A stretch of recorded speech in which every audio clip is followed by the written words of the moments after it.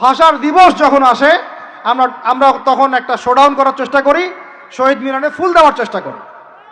আর সারা বছর আমার বাসায় চলে হিন্দি গান, ইংরেজি গান ইত্যাদি ইত্যাদি, হিন্দি সিনেমা, ইংরেজি সিনেমা। তো সংস্কৃতির কোন জায়গায় বাঙালিত্ব ধরে রাখতে পারলাম?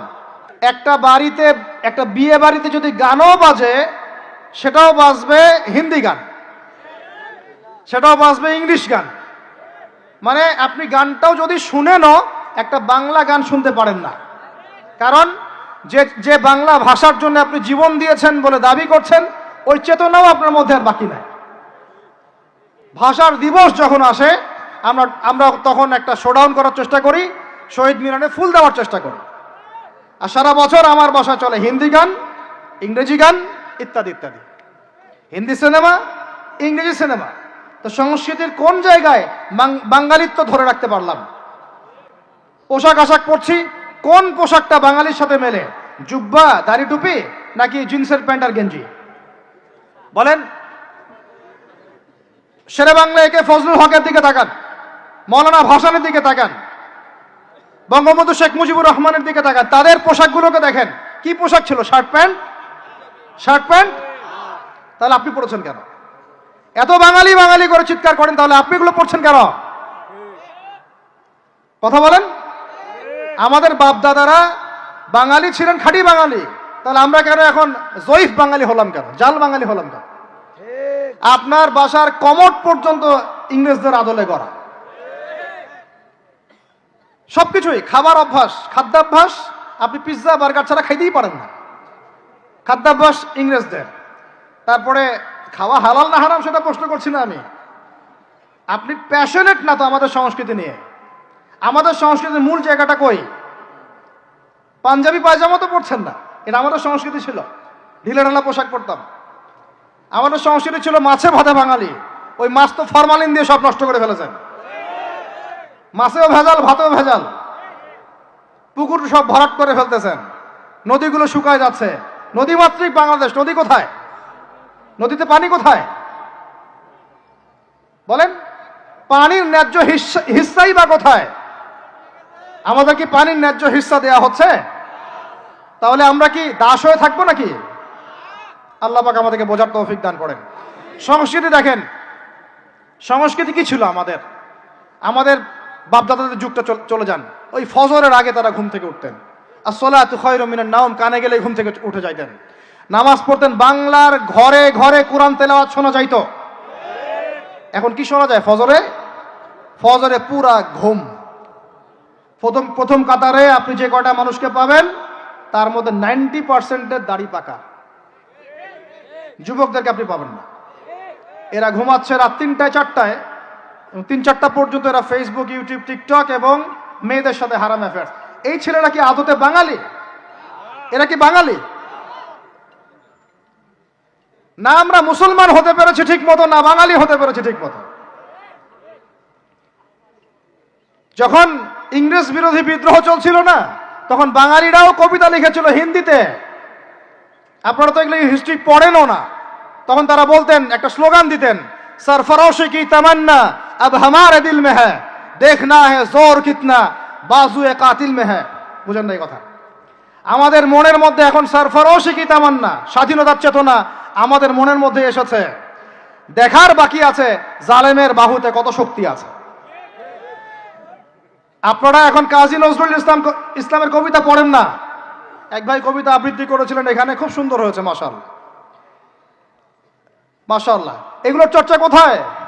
সংস্কৃতি নিয়ে যে আমরা এত বড়াই করি, বলেন বাঙালির সংস্কৃতির চর্চা কোথায়? কাজী নজরুল ইসলামের কবিতা আমরা আমাদের পাঠ্যপুস্তকে পড়েছি। ওমর রাদিয়াল্লাহু আনহুকে নিয়ে কবিতা ছিল, মনে আছে? মনে নেই, ভুলে গেছেন? আমরা পড়েছি, মনে নেই আপনাদের? আস্তাগফিরুল্লাহ। উমর ইবনুল খাত্তাব, আমিরুল মুমিনিন, তোমার কি জানি, তোমার স্মৃতি আজানের ধ্বনি না, জানে না মুয়াজ্জিন। আমি ভুলে গেছি, অনেকদিন আগে পড়াইগুলো, আমি চর্চা এখন করি না।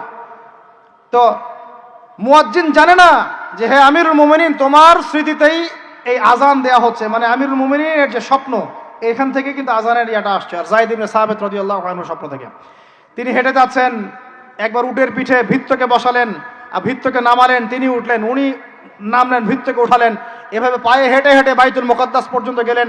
জানেন না আপনারা এগুলো ঘটনা? কোথায় এগুলো, কোথায় এখন বলেন? আছে পাঠ্যপুস্তকে? ঢাক, ঢোল, ডুগি, তবলা, কি শুরু করেছেন আপনারা? আসলে আসলে বাঙালি সংস্কৃতি বলতে কি বোঝাচ্ছেন? আহমেদ সফার নাম শুনেছেন? তাকে ছাড়া আপনি বাঙালি সংস্কৃতি কোথায় পাবেন? এই বাঙালি সংস্কৃতির ভিতরে এই যে ওলামায়ে কেরামের অবদান, এটা আপনি কিভাবে অস্বীকার করছেন? আমরা এখন পড়ে আছি কয়েকটা বিষয় নিয়ে। দেখেন, গান বাজনা, ঢাকঢোল, ডুগি, তবলা এবং এমন কিছু সংস্কৃতির নামে কাজ যেগুলোর মধ্যে শিরক আছে অথবা বেদাত আছে অথবা কুফর। আপনি রাস্তায় হাঁটছেন বানরের মূর্তি নিয়ে, বানরের সাথে আপনার কি সম্পর্ক? বানরের সাথে বাঙালি সংস্কৃতির কি সম্পর্ক? আমরা কি বানর থেকে আসছি? তাহলে বানরের মূর্তি আমি হাটে নিয়ে হাঁটবো কেন? বানর থেকে আসছে কারা? ওই যে শনিবারে যারা মাছ ধরতে নিষেধ করা হয়েছিল তারপরেও মাছ ধরেছে, আল্লাহ পাক বলছেন ওদেরকে বানর বানিয়ে দিয়েছে। জানেন না এটা? পড়েন, পড়াশোনা করেন। পড়াশোনা না করলে আমার সব কথা বুঝতে পারবেন না হয়তোবা। যদি বুঝতে না পারেন আরো একবার লেকচার শুনেন, রিপিটেড শুনেন, তারপরে আবার চেক করেন, ক্রস চেক করেন। একটা প্রজন্মকে আল্লাহ বানর বানিয়ে দিয়েছিলেন, কোরআনে দলিল আছে। আমরা কি সেই প্রজন্ম? তাহলে বানরের মূর্তি নিয়ে রাস্তায় হাঁটবো কেন? কেন আপনি পেঁচার সাথে আপনার কি সম্পর্ক? পেঁচা কি আমার ভাগ্যের প্রতীক? হাত থেকে যদি কিছু পড়ে যায়, আমাদের অনেকে বলে যে একটু বসে যান, অমঙ্গল হতে পারে। চিরুনি পড়ে গেলে বলে যে মেহমান আসতে পারে। বিড়াল সামন দিয়ে চলে গেলে বলে একটু বসে যায়, অমঙ্গল হতে পারে। ইসলাম কি বলছে জানেন? যখনই মনের মধ্যে কোনো কুলক্ষণ আসবে আপনি পড়বেন, আমার সাথে বলেন, আপনি পড়বেন আল্লাহুম্মা লা খায়রা ইল্লা খায়রুক ওয়ালা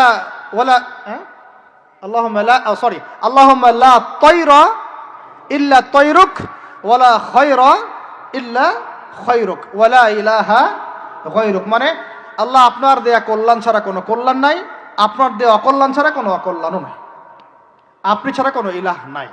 এই হলো মুসলমানের আকীদা। তো এখানে পেঁচার সাথে আপনার সংস্কৃতি কি সম্পর্ক? পেঁচা অমঙ্গলের লক্ষণ? তো এগুলো কি শুরু করেছি আমরা? যে কোনো একটা বিষয় নিয়ে যদি আলোচনা করতে চান, আসেন, বসেন, আমরা বসি, আলোচনা করি, সমাধানের পথ খুঁজি, প্রতিভাকে মূল্যায়ন করেন।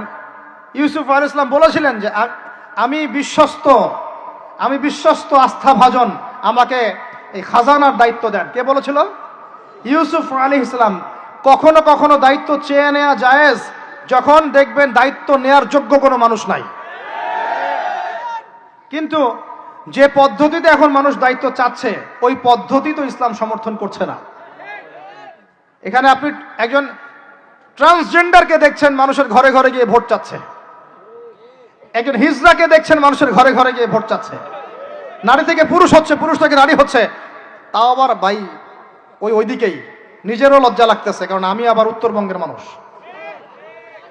তো এখন কথা হচ্ছে যে এইটা তো সিস্টেম না, প্রতিভাকে মূল্যায়ন করতে হবে। আপনাদেরকে আল্লাহ পাক তৌফিক দান করেন, বলেন আমিন।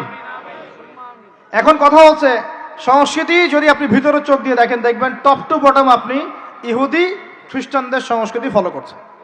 আপনার খাওয়া, আপনার রুচি, আপনার অভ্যাস, আপনার পছন্দ, আপনার বিয়ের অনুষ্ঠান, আপনার জন্মদিন, আপনার মায়ের ওই কি বার্ষিকী, বাবার ওই বার্ষিকী, যা যা করতেছেন সবকিছু কার অনুসরণ করতেছেন আপনারা? ইহুদি খ্রিস্টানদের। একটা ভবন উদ্বোধন করবেন, খুচুত করে একটা ফিতা কাটলেন, কাইটটা মাশাআল্লাহ পায়রা আপনি উড়াই দিলেন। তো এই পাখি কি আমার কল্যাণ নিয়ে আসবে? হ্যাঁ, এই পায়রা আমার কল্যাণ নিয়ে আসতে পারে? ওইখানে দাঁড়ায় 2 রাকাত নামাজ তো পড়তে পারতেন, পরে আল্লাহর কাছে দোয়া করতে পারতেন, আল্লাহ আমি এই কাজটা শুরু করলাম, আল্লাহ তুমি বরকত দান করো। এটা আমার সংস্কৃতি। একটা দোকান করেছেন, বাড়ি করেছেন, শুরুতেই আপনি ডিজে পার্টি দিলেন, ডিজে পার্টি, সুবহানাল্লাহ। সূরা বাকারার তেলাওয়াত তো দিলেন না। তাহলে পুরো বিশ্বের প্রত্যেকটা ডিপার্টমেন্ট, মূল জায়গাগুলো আমরা এখন নিয়ন্ত্রিত হচ্ছি, এবং ভিতরে চোখ দিয়ে যদি দেখি আমরা আমাদের শেকড় থেকে দূরে সরে গেছি। ভাই আল্লাহ পাক আমাদের সবাইকে বোঝার তৌফিক দান করেন।